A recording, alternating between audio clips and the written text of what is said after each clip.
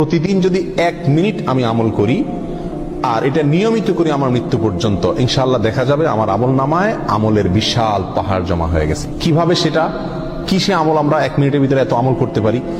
কয়েকটা আমরা নজির স্বরূপ বলতে পারি। 1 মিনিটের ভিতরে আমি যদি সুবহানাল্লাহ পড়ি, 1 মিনিট সুবহানাল্লাহ পড়লে 100 বার সুবহানাল্লাহ বলা যায়। এটা পরীক্ষা করে দেখা হয়েছে, আপনি পরীক্ষা করে দেখতে পারেন। সুবহানাল্লাহ সুবহানাল্লাহ সুবহানাল্লাহ গুনে 100 বার সুবহানাল্লাহ পড়তে কতক্ষণ সময় লাগে? সর্বোচ্চ 1 মিনিট সময় লাগে। 1 মিনিট আপনি 100 বার সুবহানাল্লাহ পড়তে পারেন। আর 100 বার সুবহানাল্লাহ পড়লে কি হবে? সহিহ মুসলিম হাদিসে আসছে, নবী সাল্লাল্লাহু আলাইহি ওয়াসাল্লাম বলেছেন, কেউ যদি 100 বার সুবহানাল্লাহ পড়ে, আল্লাহ সুবহানাহু ওয়া তাআলা তাকে 1000 নেকি দান করেন। 1000টি বিনিময় আল্লাহ তাআলা তাকে কিয়ামতের ময়দানে দান করবেন 100 বার সুবহানাল্লাহ পড়লে।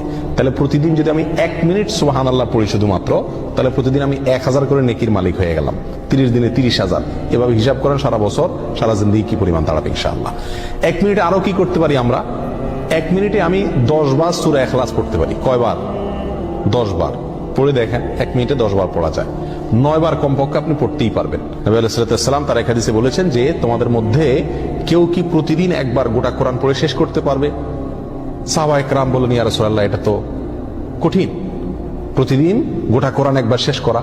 তিনি বলেছেন, সূরা ইখলাস, কুল হুয়াল্লাহ, কোরআনে কারীম 3 ভাগের 1 ভাগ পড়া সমপরিমাণ সওয়াবের সমতুল্য। তাহলে আপনি 1 মিনিট সময়ের ভিতরে যদি 9 বার সূরা ইখলাস পাঠ করেন, তাহলে কয় খতম কোরআনের সওয়াব হলো? 3 বার কোরআন শেষ করার সওয়াব প্রতিদিন 1 মিনিটে আপনি অর্জন করতে পারছেন। আল্লাহ সুবহানাহু ওয়া তাআলা আমাকে প্রতিদিনে 1440টা মিনিট দিয়ে থাকেন। এখান থেকে 1টা মিনিট যদি আমি আমলগুলো করি এবং সারা জীবন নিয়মিত করি, আমলের বিশাল বড় পাহাড় ইনশাআল্লাহ আমার আমল নামায় যুক্ত হয়ে যাবে।